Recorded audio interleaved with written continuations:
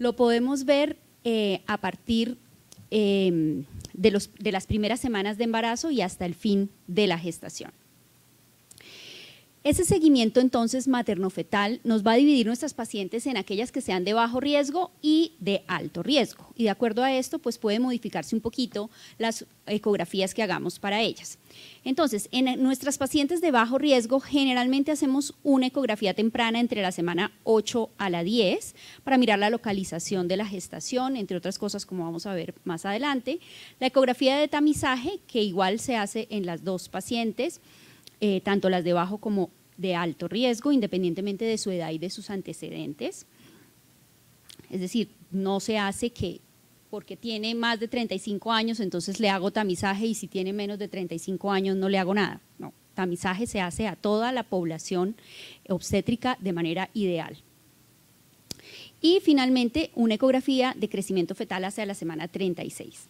En nuestras pacientes de alto riesgo hacemos exactamente igual, esto mismo que estamos acá, pero también podemos adicionar otras. Es posible que tengamos que verlas un poquito antes, de pronto porque tienen algún antecedente especial, y podemos verlas inclusive desde la semana 5 de gestación.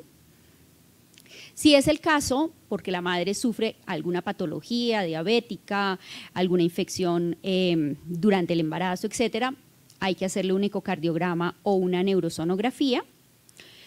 Si el bebé por alguna razón no está creciendo adecuadamente, pues es posible que tengan que hacerle un seguimiento con Doppler, y ya hacia el final de la gestación pues también puedo adicionarle el perfil biofísico. Básicamente este es como el abanico de los ultrasonidos que podemos hacer a nuestras pacientes.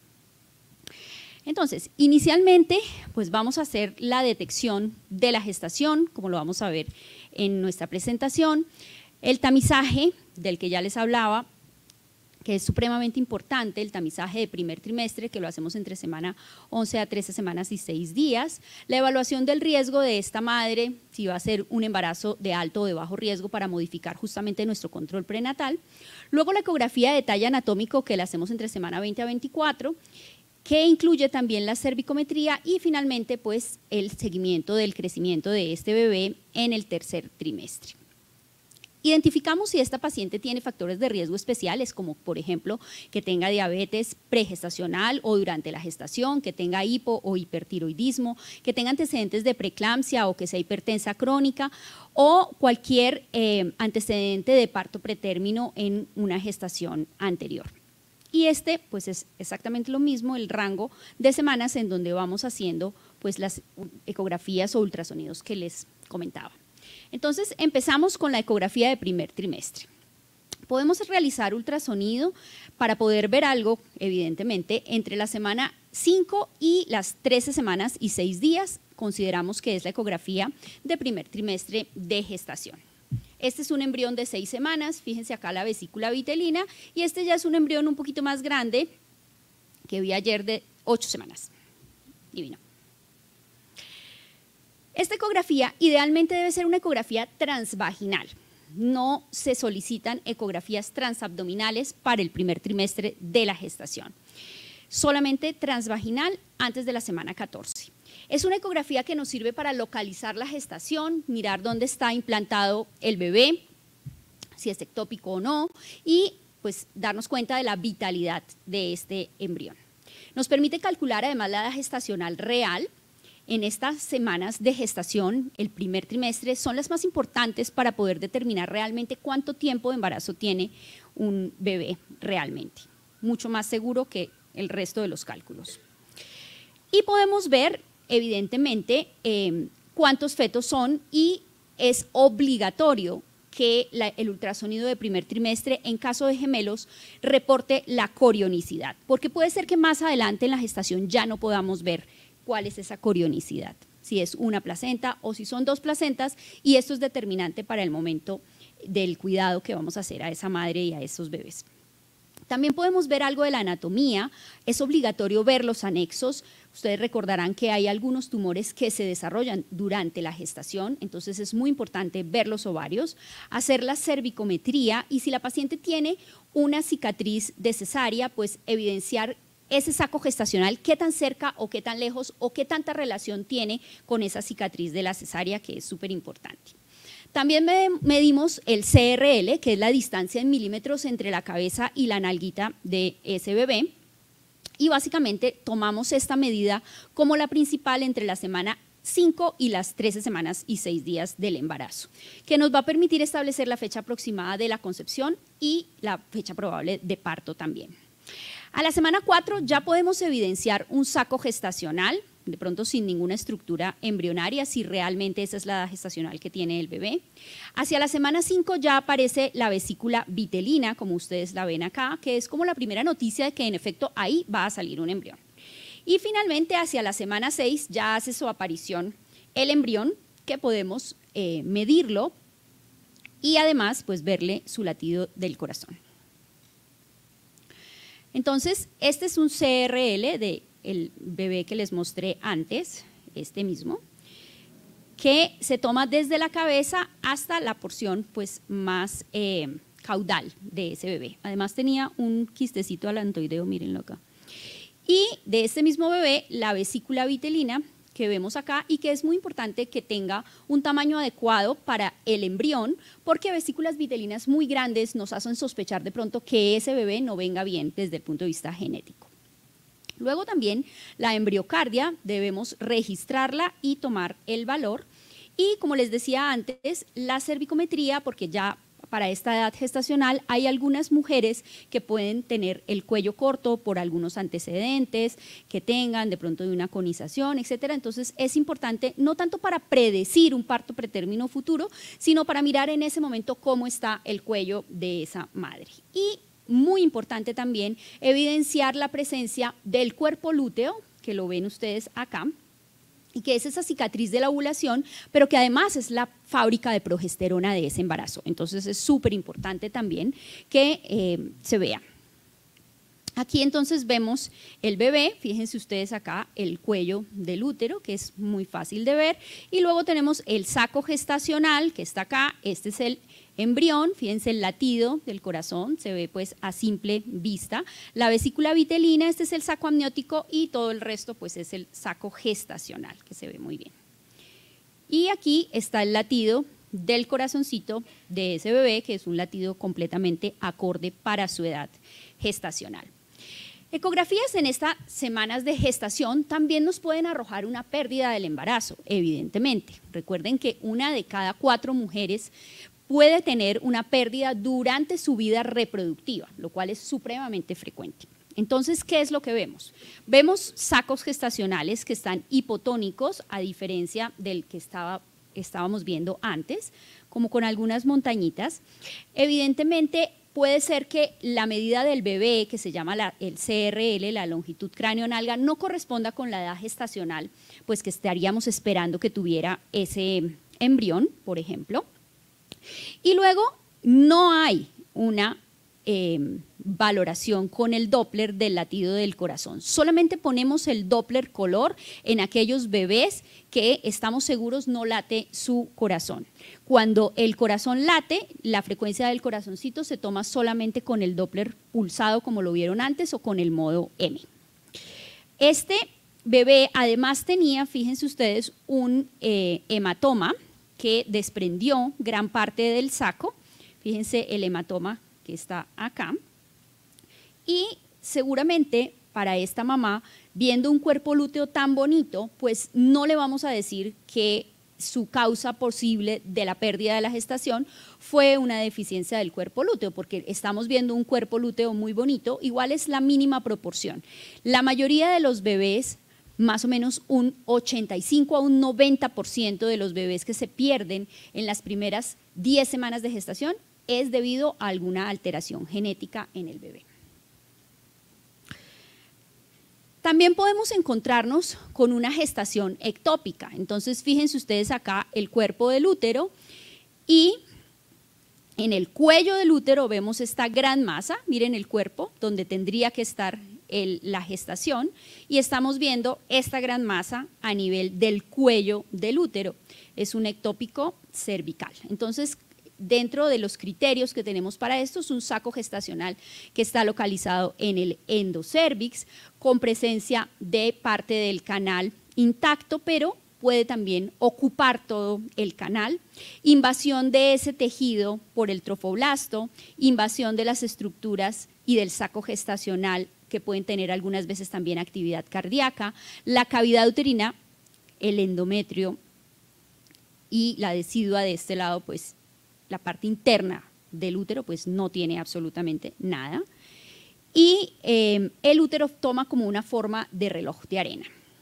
Este es otro caso también de una gestación ectópica y la traigo porque es súper interesante porque es una gestación cornual pero gemelar, ¿sí lo ven? Tenía además latido en los dos embriones, pero si ustedes ven acá la reconstrucción del útero, ¿sí? El útero es como un aguacate, mírenlo ahí, y aquí tenemos la cavidad del útero, fíjense que en uno de los cuernos es donde está localizado el embarazo, mírenlo acá por la laparoscopia ya que se le hizo a la paciente, pero llegó hasta la semana 6 de gestación. Requirió un manejo quirúrgico, evidentemente. Luego podemos tener gestaciones ectópicos también tubáricos. Este también es curioso porque es un ectópico gemelar en una trompa. Otro, ¿sí lo ven? En la trompa, ahí están los dos saquitos gestacionales y aquí el cuerpo lúteo en el ovario, pues de ese lado. Tenía una edad gestacional de 5 semanas y 2 días. Un ectópico tubárico izquierdo gemelar. También podemos encontrarnos con esto en nuestra ecografía de primer trimestre, que es el embarazo molar. Este es un caso que tuvimos hace muy poquito, en donde teníamos una gestación de 11 semanas por el CRL que ustedes pueden ver allí, con un bebé que se veía completamente normal, y se trataba de una gestación gemelar también, en donde el segundo saco era un saco anembrionado y era el que principalmente tenía la degeneración molar de toda la placenta. Si ustedes lo ven acá, esta imagen es una imagen muy típica por ultrasonido que se llama tormenta de nieve y que nos hace pensar a nosotros que este embarazo tiene una degeneración hidrópica de esa vellosidad, que es como se llama desde el punto de vista patológico y que corresponde a una mola. Evidentemente esta paciente terminó la gestación y finalmente terminó con una mola invasora. En el momento está en tratamiento con quimioterapia. Súper importante en los gemelos cuando estamos en primer trimestre definir la corionicidad, que era lo que les decía antes. Entonces, por ejemplo, en este caso tenemos una gestación monocorial biamniótica, porque sí alcanzamos a verle aquí la membranita, ¿sí la ven? Y en cambio esta, sí, claramente, pues desde el principio es una gestación bicorial biamniótica. Normalmente cuando vemos esto, que es como si fuera una, perdón, me devuelvo, un signo de lambda, que es este, ¿sí lo ven? Corresponde a una gestación bicorial. En cambio, los monocoriales, la membrana es muy delgadita y termina como si fuera en T, no en L, en el lambda así, que es así, no, es este. Y estos son unos gemelos que tuve y que les voy a ir mostrando a lo largo de la presentación porque los vimos así de a dos, así de bellos como los ven ahí en todos los trimestres del embarazo. Estos eran monocoriales. También podemos tener embarazos de un número más alto, más de 3. Entonces, por ejemplo, aquí tenemos 4, si se dan cuenta. 1, 2, 3, 4. Aquí hay 3. Uno monocorial, ¿sí lo ven? Aquí la membrana delgadita y para el otro sí es de bicorial. Normalmente, pues esto ya se ve cada vez menos. Estos son casos en realidad viejos. Generalmente, en la actualidad y ya prácticamente es un estándar de cuidado en todas las unidades de fertilidad, la transferencia del embrión único por todas las complicaciones que puede tener una gestación gemelar en un momento determinado. En tamizaje de primer trimestre también hace parte del examen que hacemos en estos bebés y básicamente lo que evaluamos acá son los riesgos que puede tener un bebé de traer algún problema genético importante, tipo síndrome de Down, trisomía 13, monosomía X, trisomía 18, básicamente. Lo hacemos por una serie de marcadores que nos hacen pensar o no que ese bebé pueda traer algún problema genético importante. Pero no solamente vemos la parte genética, como ustedes se van a dar cuenta, se ha trasladado al primer trimestre la ecografía detallada del bebé.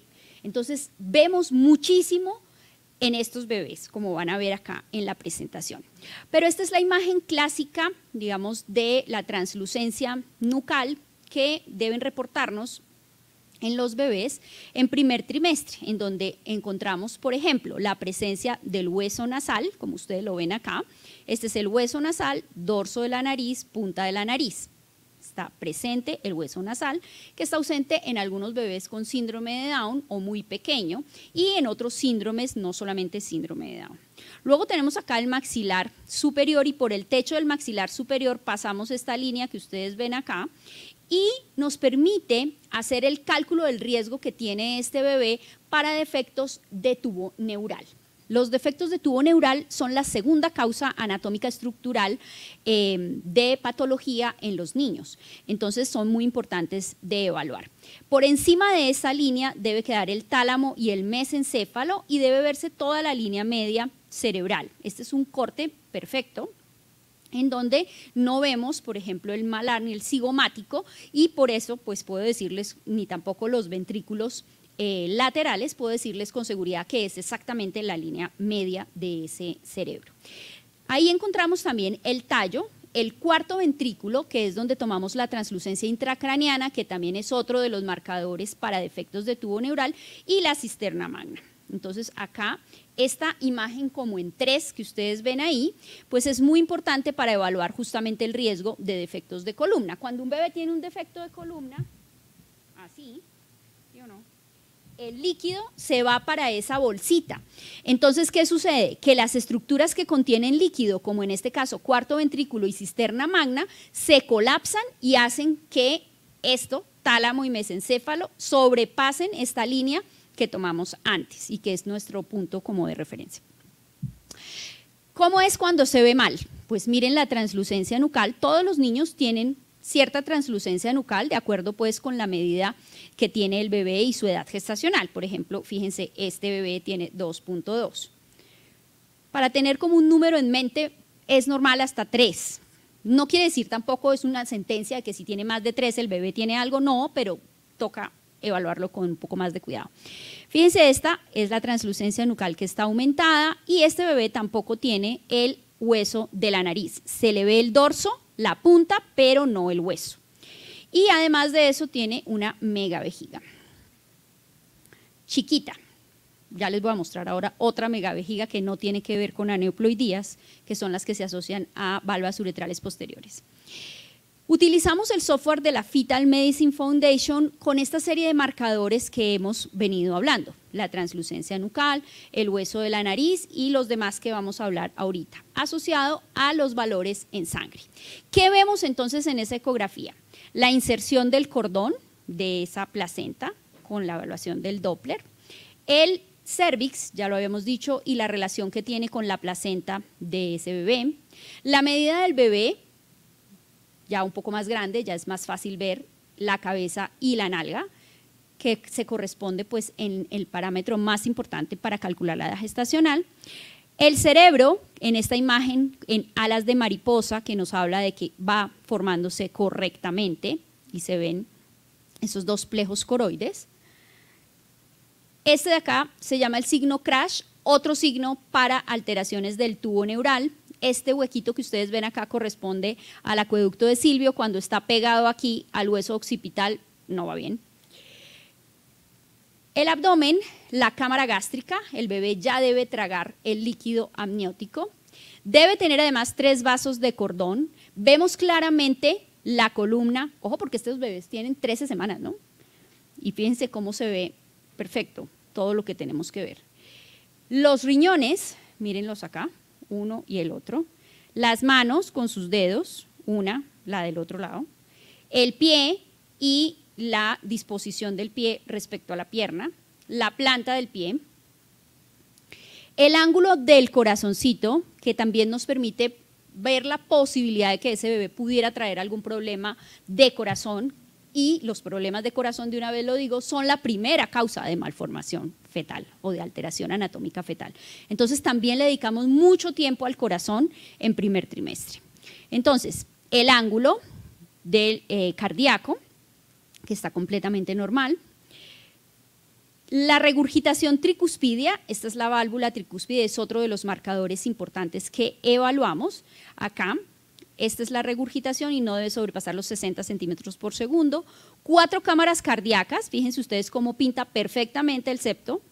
La salida de la aorta y el corte de 3 vasos tráquea, que nos disminuye el riesgo de la mayoría de las patologías de corazón. Y finalmente tenemos el ductus venoso, que también es otro de los marcadores para alteraciones pues tanto genéticas como del corazón. Además vemos la cara, fíjense ustedes los dos cristalinos. Esto de acá se llama el triángulo retronasal, que nos evalúa el riesgo que puede tener ese bebé de traer algún problema de fisura de paladar. Aquí vemos también el labio, este es el labio superior que se ve. Esta es la salida de la aorta en un eje largo, también la podemos ver. La inserción del cordón en el abdomen del bebé, y aunque no debemos decir en realidad el sexo a esta edad gestacional, porque por ahora tiene lo que se llama el tubérculo genital hasta la semana 16, vamos a ver los genitales propiamente dichos, pues muchas veces se ve así claramente como lo ven ahí. Esta es la megavejiga, sí, mucho más grande que les había dicho antes, y cuando las vemos así de grandes no debemos pensar que sea un marcador para alteraciones genéticas, sino más bien que ese bebé de pronto tenga unas valvas uretrales posteriores, es decir, ya eso es algo más severo. Luego tenemos acá un onfalocele, que podemos evidenciarlo. Y este bebé es un bebé normal que está reconstruido en una técnica muy bonita que se llama silhouette, que hace como una silueta de todas las estructuras internas del bebé, como pueden ver ahí. Y estos son mis gemelos que ya cumplieron 13 semanas, ¿sí los ven? Divinos. Bueno, adicionalmente evaluamos en primer trimestre el tamizaje para preeclampsia y restricción de crecimiento intrauterino. Esto lo hacemos adicionándole los analitos en sangre. Idealmente deberíamos tener al menos el factor de crecimiento placentario, la proteína asociada al embarazo y la HCG. Recuerden ustedes que la preeclampsia es una causa muy importante de mortalidad materna y con este tamizaje podemos detectar de manera temprana el riesgo y de esa manera modificar el control prenatal que podemos estar haciendo a esa paciente. Este tamizaje identifica solamente las preeclampsias severas de inicio temprano, no así las tardías. ¿Qué es lo que hacemos? Hacemos un tamizaje con historia clínica para factores de riesgo que pueda tener esa mamá para desarrollar preeclampsia. Tomamos la tensión arterial en los dos brazos, 2 veces cada vez, dice el protocolo. Tomamos el Doppler de arterias uterinas, que es este que está acá. Me pasó, no sé por qué, ahí, este que está acá. Y nos permite detectar más o menos un 90% de esas pacientes a las que les aplicamos medidas terapéuticas que ya están claramente establecidas, como por ejemplo el inicio de la aspirina a dosis de 150 miligramos en la noche hasta la semana 36. Entonces, si nosotros hacemos el cálculo del riesgo de esa mamá solamente con la edad materna, la posibilidad de que cojamos algo es inferior al 40%. Si tenemos la edad materna más la bioquímica, la sangre, el 65%. Si tenemos la edad materna más la ecografía en manos del mejor, 70%. Y si tenemos la edad materna, la ecografía y la bioquímica, pues la tasa de detección sí es muy alta y está sobre el 96%. Ok, ahora sí vamos a hablar del ultrasonido de segundo trimestre. Es el que realizamos entre semana 14 y las 28 semanas de gestación. Aquí sí damos rienda suelta a todas las herramientas o juguetes, muchas veces les decimos, que tienen los ecógrafos hoy día para ver a los bebés. Entonces aquí les voy a contar apenas unos métodos o herramientas que tenemos para ver a los bebés. Entonces este, por ejemplo, se llama el modo de superficie, que es muy bonito porque nos permite mostrar pues toda la parte superficial del bebé, muy útil para explicarle a los residentes, a los estudiantes, a los papás, por ejemplo, si trae un labio leporino, mostrarle exactamente cómo es que viene el bebé, qué es lo que le pasa. Luego tenemos el modo máximo, que es el modo óseo, que nos permite una perfecta reconstrucción de los huesos, la columna, las costillas, etc. El multiplanar, muy útil, por ejemplo, para la cara, cuando estamos sospechando, como en este caso, por ejemplo, que tenga el bebé una ausencia del hueso de la nariz, del hueso nasal. Mírenlo acá, no se ve. Y luego la reconstrucción, pues me permite ver que no, definitivamente no lo tiene. Luego tenemos el TUI, que es la imagen tomográfica por ultrasonido, muy útil, por ejemplo, para neurosonografía, para corazón, que nos permite identificar como si fuera una tomografía, hacemos pequeños cortes en la profundidad que nosotros queramos y que vayamos pues, necesitando para ver las estructuras que queramos. Luego tenemos el modo de stick, que es principalmente para evaluar el corazón en movimiento, y el 3D High Definition Power Doppler, que nos permite evaluar las estructuras vasculares, como por ejemplo ese nudo de cordón. En estas semanas hacemos la ecografía de detalle anatómico. Puede ser que a veces nos los envíen, por ejemplo, para confirmar el sexo, porque pues antes, lo que les decía, no se debería confirmar el sexo antes de semana 16. Pero muchas ya llegan es para la ecografía de detalle anatómico y dentro de las guías pues está directamente pasándose a esta. La conocemos también como la ecografía de tercer nivel, morfológica o de alta resolución. Es una de las 3 ecografías consideradas imprescindibles en la gestación, junto con el tamizaje y la ecografía de la evaluación del crecimiento en tercer trimestre. Permite el diagnóstico de hasta el 85% de las malformaciones fetales, identificando lesiones fetales que pueden recibir en algunos casos tratamiento, y la debemos realizar entre semana 18 a 28 de gestación. De acuerdo con las guías, nosotros básicamente nos guiamos por las guías de ISUOC y por las de FECOPE. Y se trata de una revisión fetal sistemática cefalocaudal estricta para estos bebés. Entonces, arrancamos siempre con la cervicometría, la medida del cuello del útero. Aquí sí nos permite evaluar el riesgo que tiene esta madre de presentar un parto antes de tiempo. La evaluación del cérvix es muy importante que sea una evaluación dinámica, porque el cérvix puede estar así gordito, como ustedes lo ven ahí, perfectamente cerrado y de pronto, purrundún, que se abre. Entonces toca mirarlo, no es simplemente entrar y mirar y salir, no. Toca darle un tiempo al cérvix para realmente evaluarlo correctamente. Fíjense cómo este cérvix, que es el mismo, se abre hasta 16 milímetros y aquí pueden ver ustedes pues cómo presionan las membranas ya prácticamente contra la vagina. Está abierto completamente. Y tiene 27 semanas, 6 días, ¿no? Hacemos también nuevamente el Doppler de las arterias uterinas, aquí está la izquierda y la derecha, para continuar con el cálculo del riesgo de preeclampsia y restricción de crecimiento. No se nos debe pasar nunca evaluar la placenta, evaluar la inserción del cordón con Doppler, el número de vasos del cordón y si el bebé tiene circulares o no, al menos pues mirarlo. No todas las personas les gusta reportarlo porque puede generar angustia en las mamás. Aquí tenemos la carita del bebé, la punta de la nariz, los 2 huequitos, labio superior, labio inferior y el mentón. Es una visualización muy clara de la cara fetal. Hacemos esta parte para corazón, que es súper importante por lo que ya les había contado antes, y si bien en primer trimestre pues podemos verlo de manera muy satisfactoria, evidentemente en estas ecografías de segundo trimestre es donde lo vemos mejor. Toda evaluación del corazón arranca en el abdomen, como ustedes lo están viendo ahí. Vamos subiendo aquí, les va mostrando la flechita por donde vamos, a nivel del corte de las 4 cámaras y hacemos un checklist de todas las estructuras pues, que deben estar presentes en ese 4 cámaras. Luego el corte de la salida de la aorta, como lo ven allí, el corte de la salida de la pulmonar, rama derecha que abraza a la aorta, rama izquierda, y este es el tronco de la pulmonar que se ve súper bien. Y este que tenemos acá se llama el corte de 3 vasos tráquea, importantísimo porque nos disminuye el riesgo de la mayoría de las patologías de corazón, sobre todo las conotroncales y las que son cianosantes y requieren de una intervención quirúrgica pronta en un recién nacido. Entonces es súper importante que la evaluación de su ecografía que ustedes reciban pues tenga ese corte.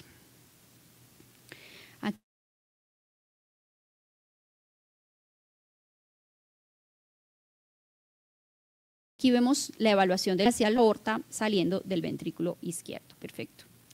Aquí vemos esa salida nuevamente de la aorta, acá, perfectamente. Y aquí en movimiento el Doppler también saliendo. Vemos nuevamente la pulmonar con sus dos ramas. La rama derecha abraza a la aorta, aquí estamos, súper bien. Corte de 3 vasos tráquea, estos son normales. Como los ven acá, deben ir de un mismo color, es como una V y esa V debe estar del mismo color, ¿ok? Entonces, esto es lo normal, o todo azul o todo rojo, depende para dónde vaya el dorso del bebé. Lo que no es normal es esto, ¿sí ven? Entonces, aquí hay, primero, un vaso está mucho más grande que el otro y segundo, aunque está bien posicionado para tomar el Doppler, este corte, pues se ve la diferencia en el color de los vasos. De igual manera, acá. Podemos ver muy claramente el diafragma, que también se ve desde primer trimestre, el pulmón, las cúpulas diafragmáticas, la cámara gástrica, nuevamente, aquí el piecito, mírenlo, poniéndoselo en la nariz. Tenemos acá los deditos de la mano, 3 vasos del cordón, pero fíjense que es bastante parecido a lo que ya habíamos visto en primer trimestre. La circunferencia abdominal, cámara gástrica, los genitales, en este caso femeninos, acá está como si estuviera la bebé sentadita allá arriba en un vidrio y nosotros aquí mirándola. Entonces las 2 nalguitas, los 2 labios, las 2 piernitas, los pies, la columna, los 2 riñones, el brazo, antebrazo. Este es con modo máximo, fíjense ustedes cómo se pintan de lindos los huesos. La columna, si tiene una hemivértebra, por ejemplo, la podemos ver. En caso de cierre de las suturas prematuras, una craneosinostosis, también podemos evaluarlos. Fíjense cómo se ve muy bien la pierna con todos sus huesitos. Y nuestros gemelos ya están mucho más grandes. Con este modo de superficie también podemos ver, les traje algunas caritas especiales. Por ejemplo, esta es una carita de un niño con síndrome de Down. Fíjense ustedes cómo tiene separados sus ojitos, la nariz, cómo tiene esa excavación. Este otro chiquitín con una labio y paladar, una fisura de labio y paladar, que también afecta el ala de la nariz. Entonces, si se dan cuenta que es muy importante para poder explicarle a los papás que ellos quieren siempre saber exactamente cuál es la magnitud de lo que puede tener el bebé en un momento determinado. En este mismo modo podemos ver pues embriones desde muy chiquis. Aquí por ejemplo, le vemos hasta el saco vitelino, bueno, vitelino también pero el amniótico, ¿sí ven lo lindo? Los gemelos también están en modo de superficie. Este bebé con una herniación fisiológica del intestino medio normal, está bien. Es apenas un bebé de 11 semanas. Nuestros gemelos. Y la carita, fíjense ustedes que uno puede ver hasta las cejas, o sea, se ve muy bien. En segundo trimestre, la oreja y los genitales. Todo perfecto. Y les traje este único caso de un bebé con un síndrome de Cornelia de Lange que tuvimos este año también. Este año también tuvimos uno, pero este es un poquito más antiguo. En donde vemos esto que se llama una ectrodactilia, que es como la manita así en pinza de cangrejo, ¿sí lo ven? Acá. Pero lo más interesante era esto, miren, que son las cejas del bebé, ¿sí las ven? Que se ven perfectamente peludas acá por encima de los ojos. Mírenlo, a la reconstrucción, cómo tiene las cejas, y pues son los bebés con Cornelia de Lange, que podemos ver. Y finalmente, entonces, en el tercer trimestre tenemos el ultrasonido que realizamos entre la semana 28 y 40. Nos permite una valoración de la posición del bebé, nos evalúa el crecimiento en percentiles según la edad gestacional y básicamente el objetivo es identificar los bebés más pequeños o más grandes para la edad gestacional. Esta carita de 30 semanas. Básicamente logramos la biometría del bebé por la medida de la circunferencia cefálica, de la circunferencia abdominal y del fémur. Y esto pues lo relacionamos con las tablas de acuerdo pues con la edad gestacional.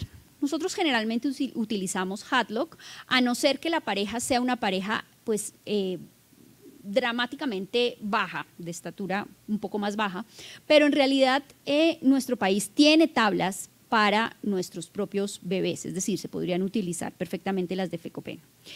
Cuando un bebé no está creciendo bien, lo primero que tengo que preguntarme es si realmente tiene la edad gestacional que dice tener, porque muy frecuentemente no tiene la edad gestacional que dice tener, entonces es más pequeño, por ejemplo.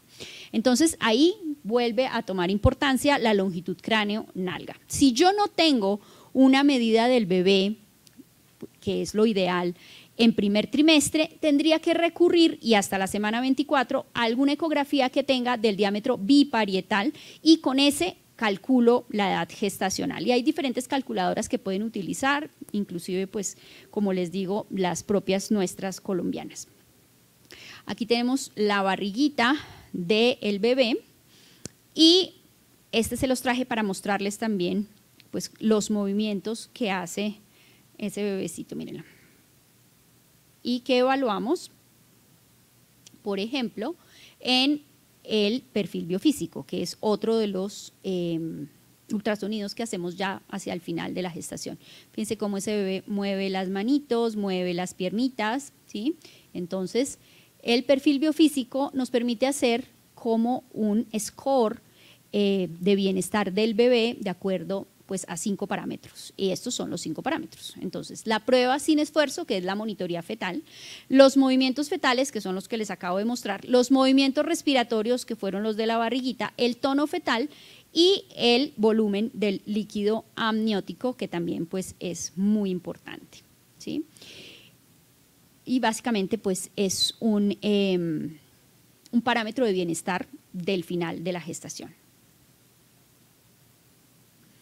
La ecografía 3D, 4D, 5D pues nos permite tomar imágenes bonitas y, como les explicaba, pues mostrarle a los papás un hallazgo determinado, a nuestros residentes, etcétera, también muy útil en todas las valoraciones cardíacas, por ejemplo. Luego, en tercer trimestre también podemos utilizar el Doppler fetoplacentario cuando tenemos un bebé que no crece bien. Es el estudio hemodinámico fetal más importante que tenemos. Solamente con Doppler hacemos el seguimiento de los bebés con restricción de crecimiento intrauterino. Si uno quiere adicionarle un perfil biofísico está muy bien, pero no se puede cambiar el seguimiento por perfil biofísico en vez de Doppler. El seguimiento de un bebé con restricción de crecimiento intrauterino debe ser exclusivamente con Doppler fetoplacentario. En tercer trimestre también hacemos los ecocardiogramas, que es el estudio detallado y especializado del corazón del bebé. Si hay alguna sospecha de pronto pues de que pueda tener alguna alteración genética, se dice que se diagnostica más o menos entre un 80 o 90% de la totalidad de efectos del corazón. Y puede ser que hayamos encontrado de pronto algo en el tamizaje o en la ecografía de detalle anatómico o bien por factores de riesgo establecidos en la madre. Y nos permite diferentes reconstrucciones pues, a nivel cardíaca que nos acercan pues, al diagnóstico. Y luego la neurosonografía, que creo que ya es la última, que es el estudio detallado y especializado del cerebro y del sistema nervioso central, en casos especiales, por alguna sospecha de una lesión cerebral, bien sea por una infección, porque la madre se haya expuesto a algún tóxico, porque se haya encontrado algo en el tamizaje, en la ecografía de detalle, por algún factor de riesgo que tenga, etcétera, pues tomamos la neurosonografía. Entonces, es el estudio detallado de ese cerebro de ese bebé. Entonces, fíjense, por ejemplo, este caso que les traje es un TUI en donde tenemos una hemimegalencefalia. Fíjense ustedes cómo este bebé de 27 semanas tendría que tener su cerebro de esta manera, apenas liso. Pero fíjense ustedes cómo en el otro hemisferio, este es un hemisferio que es este, y Y fíjense cómo se va llenando, ¿sí lo ven? Como plegándose así el cerebro. Y es porque tiene pues una enfermedad grave que se llama una hemimegalencefalia. También nos permite evaluar el cuerpo calloso de una manera muy detallada y preferimos en lo posible hacer este examen transvaginal. Y eso es todo. Esas son las ecografías según el trimestre. Muchas gracias.